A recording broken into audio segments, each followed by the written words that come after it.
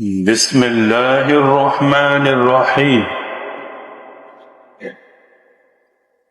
الحمدللہ آج ہم 21ویں تراویح پڑھ رہے ہیں۔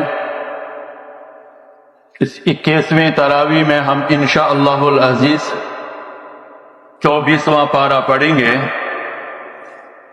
24ویں پارے میں سورۃ الزمر، مکہ میں نازل ہونے والی سورت، جس کی کل 75 آیات کریمہ 31 تلاوت ہو چکی، باقی 44 آیات کریمہ آج انشاءاللہ آج کی 21ویں تراویح میں تلاوت کی جائیں گی۔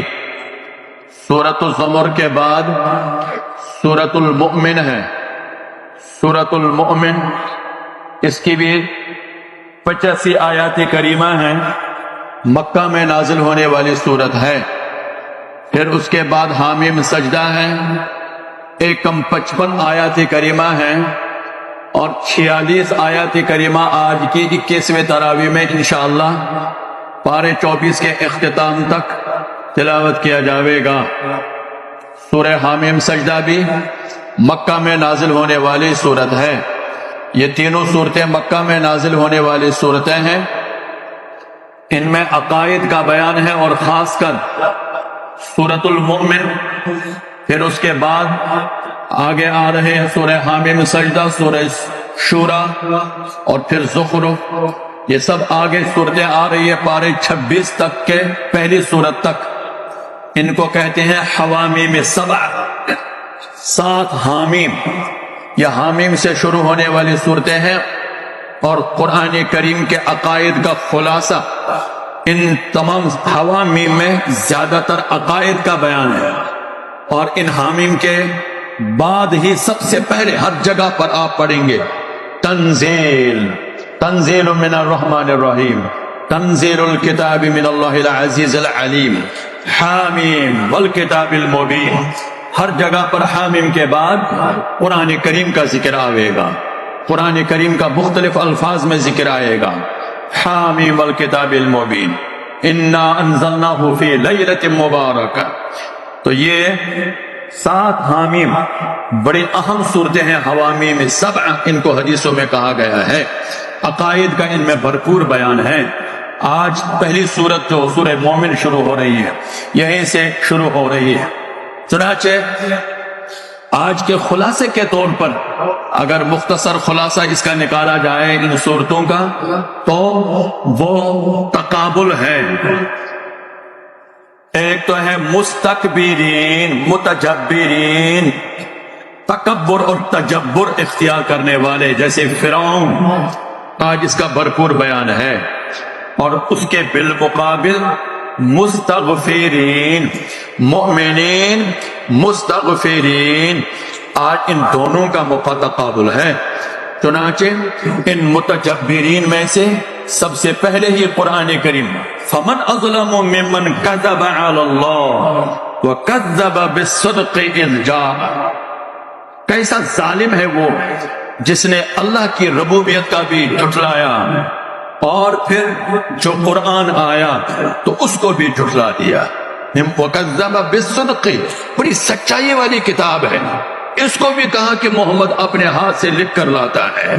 اس کے بالمقابل وَالَّذِي جَاءَ بِالصِّدْقِ وَصَدَّقَ بِهِ أُولَٰئِكَ هُمُ الْمُتَّقُونَ، اور جو لے آیا اس سچی کتاب کو، اور جس نے سب سے پہلے اس کی تصدیق کی، ابو بکر صدیق، بعض مفسرین کے ہاں اس سے مراد ہے تو نبی کریم صلی اللہ علیہ وسلم لے آئے، اور ان پر سب سے پہلے ایمان لانے والے حضرت ابو بکر صدیق رضی اللہ تعالیٰ عنہ۔ اولئک هم المتقون لهم ما یشاءون عند ربهم ذلک جزاء المحسنین۔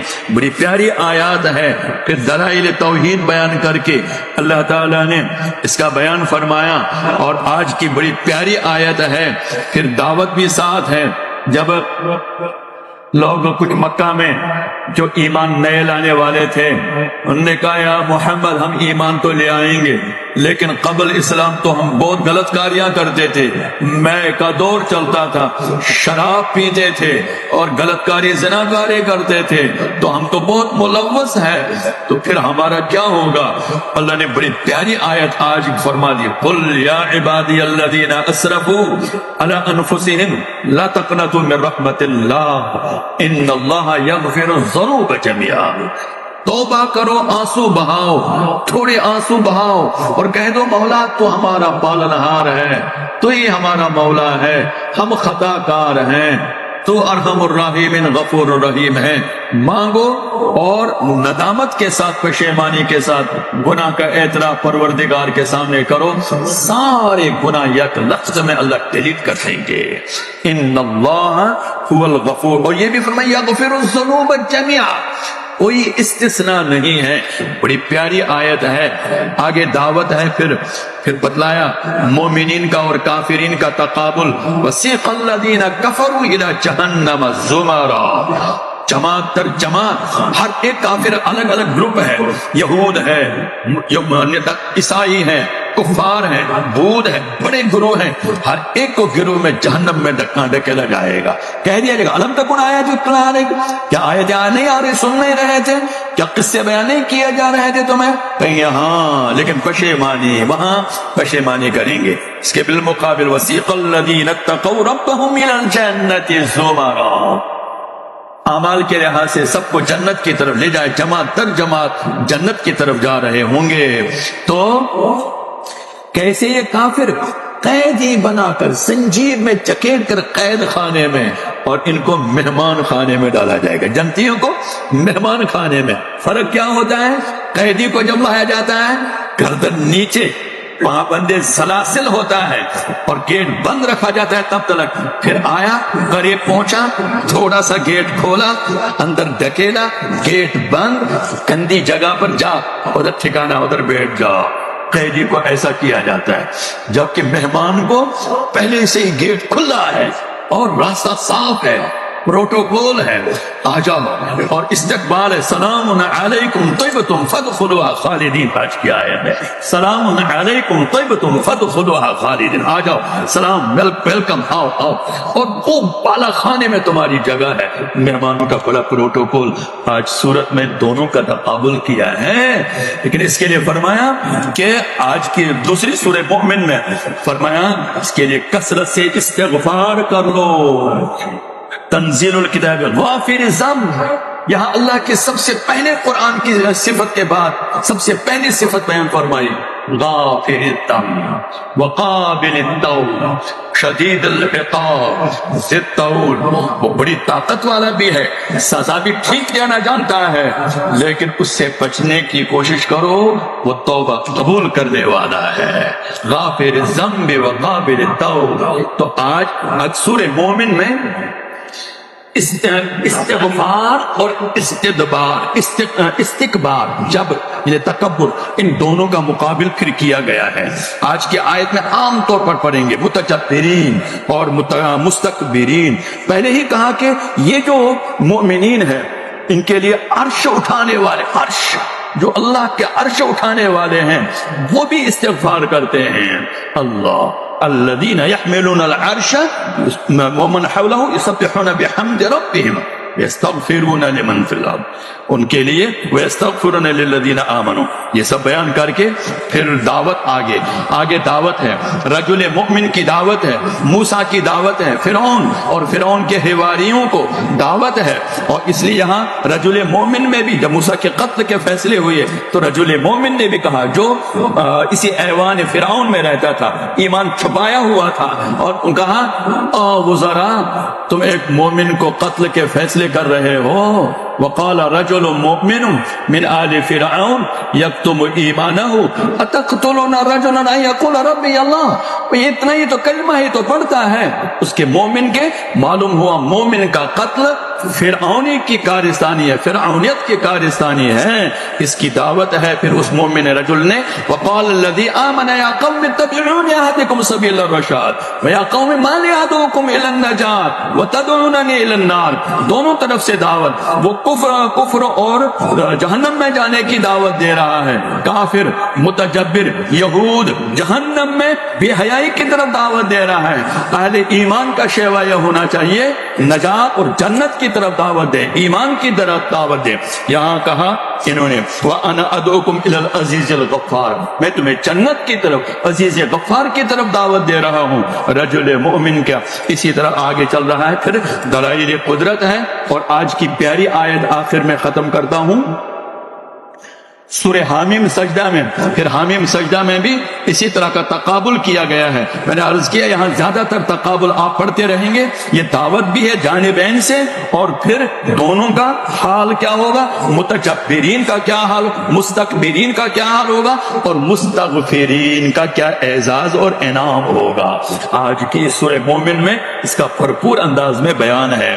پھر حامیم سجدہ میں بھی اللہ تعالیٰ نے اہل ایمان کا اور دوسرے سمود کا، فرعون کا، ان سب کا بیان فرمایا کہ ان کافروں کا تو یہی ہے، یہ تو کہتے رہیں گے لا تسمعوا لهذا القرآن والغوا فيه ما لعلكم تغلبون، یہ قرآن نہیں سنا کرو، یہ بچے جو پڑھتے ہیں ان پر پابندیاں لگاؤ، پابندیاں لگاؤ، نہیں چینل پھیلاؤ، ان کو بند کرو، چینل پھیلاؤ، قوم کو مشغول کر لو ان چینلوں میں تاکہ یہ قرآن پڑھنے کی طرف نہ جائیں۔ یہ کافروں کا شیوا قرآن آج کہہ رہا ہے وقال الذين كفروا لا تسمعوا لهذا القرآن والغوا فيه لعلكم تغلبون، آواز جو بلند رہے وہ ناچ گانے کی، ہر ایک کی کان میں اگر ہو تو ناچ گانے کی ہو، ہر اسکرین پر ہو تو رقص و سرور ہو، بے حیائی ہو، تاکہ یہ بہت کم آواز ہو جائے قرآن کی، بس مسجد تک محدود رہے۔ اللہ بہرحال قرآن نے دلائل بیان کر کے آج کی پیاری آیت ان الذین قالوا ربنا اللہ، لیکن جو استقامت کے ساتھ جمے رہتے ہیں ایمان پر، اور آج بھی یہی دعوت ہے بھئی رمضان پر آپ نے بھرپور محنت کی ہے، بھرپور محنت کی ہے، اب یہ آخری عشرہ ہے، بڑی طاق راتیں، بڑی پیاری راتیں ہیں، 5 کل راتیں ہیں، 21 23 25 27 اور 29 کل 5 راتیں ہیں۔ آپ نے بڑی استقامت کے ساتھ رمضان کو بھرپور انداز میں گزارا ہے، روزوں کے ساتھ، عبادت کے ساتھ۔ یہ 5 راتیں بھی سال بھر گھر میں بیٹھے رہتے ہیں، آئیے ان 5 راتوں میں استقامت کے ساتھ، یہ کتنے گھنٹے ہیں؟ 11 بجے تو آپ گھر پر پہنچ ہی جاتے ہیں، 11 کے بعد 4 بجے تو اٹھتے ہی ہیں، 2-3 ہی گھنٹے ہو گئے۔ یہ طاق راتوں میں بخاری کی روایت میں ہے کہ ان طاق راتوں میں عبادت کرو، مسجد میں آ جاؤ، گھر میں مشاغل ہوتے ہیں۔ ان الذین قالوا ربنا اللہ ثم استقاموا تتنزل علیہم الملائکہ الا تخافوا ولا تحزنوا وابشروا بالجنہ التي کنتم توعدون نحن اولیاؤکم۔ سلام سلام فرشتے اترتے ہیں، اس لیے ان 5 راتوں میں آئیے، اللہ تعالی ہم سب کو استقامت نصیب فرمائے۔ وآخر دعوانا ان الحمد للہ رب العالمین۔